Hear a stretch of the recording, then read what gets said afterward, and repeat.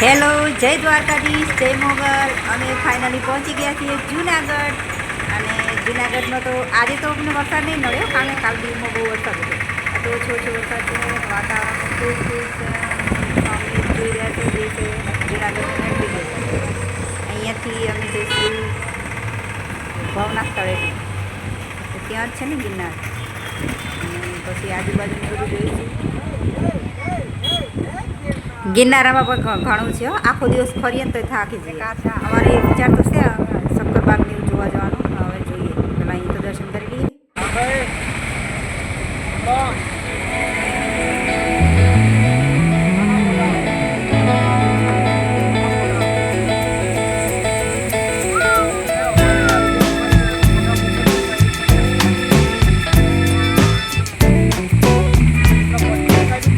જોવા દે કે મને ગિરનાર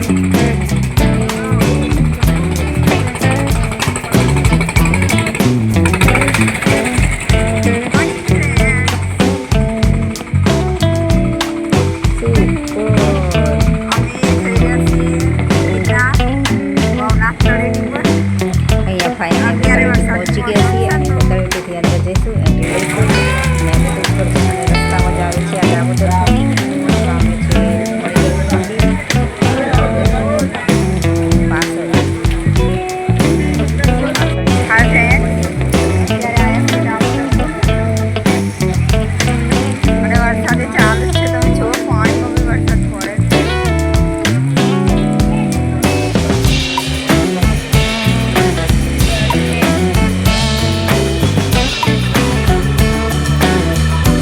દામોદર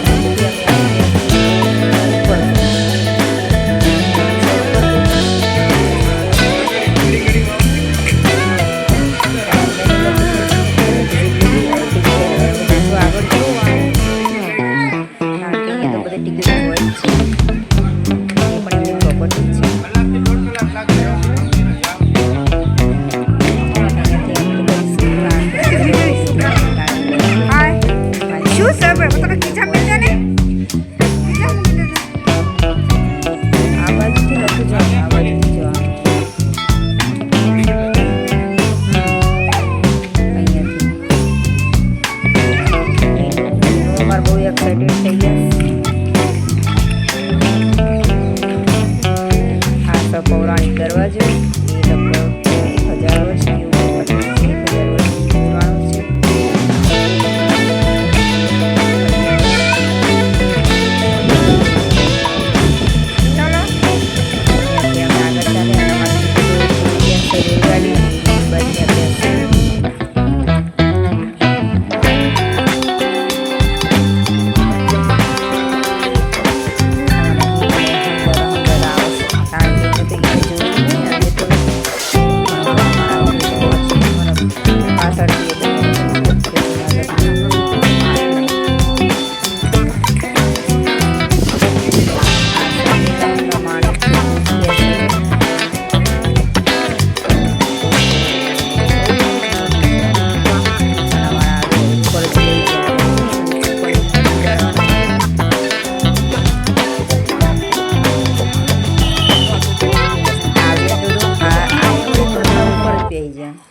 અને અહીંયા જે પેલો બેલ્ટ આવે ને બેલ્ટ ઓલો જ રોરો કરે છે. આ સરાણીનો મહેલ અહીંયાથી એટલે ત્યાં હાલ ત્યાંનું થોડું રિનોવેશન કરેલું છે ને, બાકી તો જે હતું ને એનું જ રાખેલું છે. કીટું જુઓ ને, કીટું જુઓ દોડી રહ્યો છે. અહીંયાથી ઉપરનો બીજો માળ પણ છે, પણ ત્યાં તો બધું બંધ રાખેલું છે. ત્યાં હાલ તો તે જે અમુક જે છે ને એ પડી ગયેલું હોય ને એ બધાને જોવા માટે રાખેલું છે. અમુક મૂર્તિઓ છે.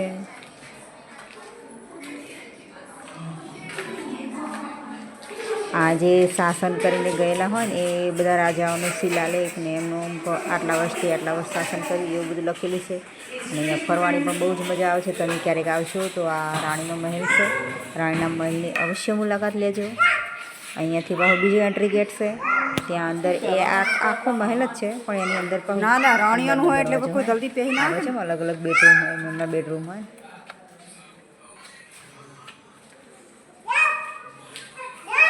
અને બધે આવી રીતના માહિતી આપેલી જ છે કે આ શું કહેવા માગે છે, આનો આટલો ઇતિહાસ છે, આનો આટલો ઇતિહાસ છે. આ સારું હોય, કારણ કે જે નવું હોય ને એને પણ ખબર પડે ને.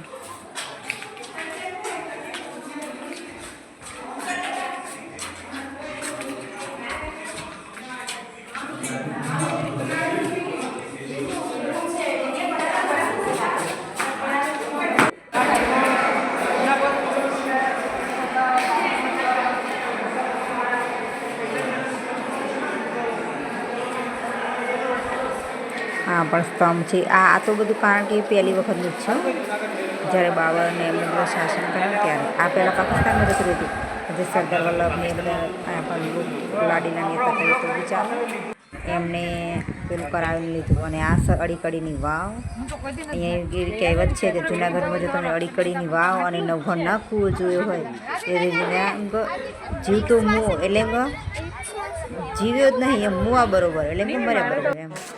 આ શેડી ગળીની વાવ પાછળ જે દેખાય છે, અને આ નવઘણ કૂવો.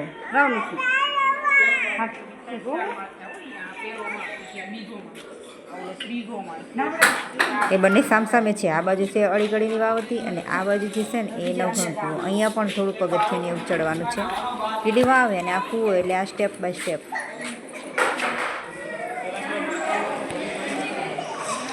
અને આ બાજુમાં જ છે ખોડિયારમાંનું મંદિર, જેરા નવઘણ વખતની છે.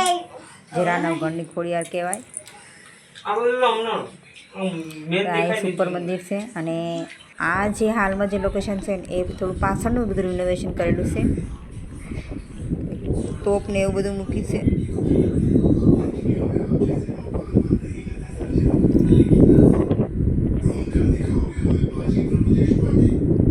આ પણ પહેલી વખતની જ પહેલાંના જમાનાની તોપો છે બધી.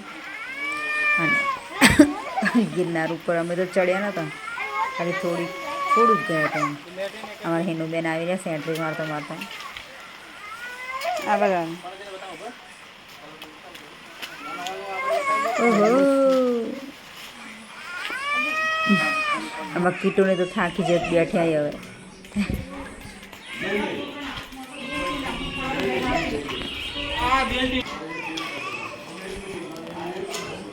આ બી ઉપરકોટનું જ છે, કારણ કે ઉપરકોટમાં પણ ઘણું બધું ફરવાનું, તમે થાકી જાઓ એટલે. પણ અહીંયા એવું સેટ પેલી ઇલેક્ટ્રિકલ વ્હીકલ હોય ને એ મળે જ છે, જો તમારે બેસવું હોય ને તો એમાં તમારે જે લોકેશન હોય ને ત્યાં ઊભી રહે, થોડી વાર તમને બેસાડે. સેવા સારી છે. અડીકડીની વાવ, વાવ બોલાવે વાવ.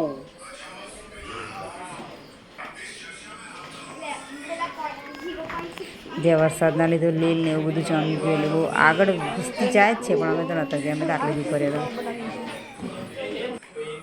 અમારે કીટુને ત્યાં તો પગથિયે ચડવાની મજા આવે, તો કીટુ તો પગથિયે ચડવા જ મંડીએ.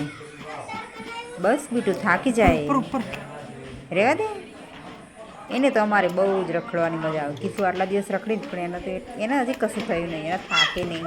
કારણ કે શું, જોવાનું, ફરવાનું, ખાવાનું, ઊંઘી જવાનું.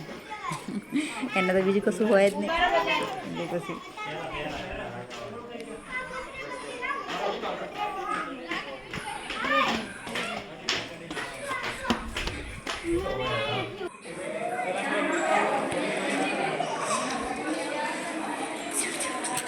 અહીંયા તમને બધું પૌરાણિક જોવા મળે છે. સરસ એવું છે. બહાર નીકળે એટલે જો બંદર મામા બેઠે થે. બંદર મામા को ક્યાં ખીલાયા? અંદરથી પ્રસાદી આપી હતી ને, એ કોઈ ખાધી નહીં, એટલે કીધું બોદરંગ ખવડાવી દી હેડા હતા. ચલો મળીએ નેક્સ્ટ વિડીયોમાં. રાધે રાધે, જય દ્વારકાધીશ.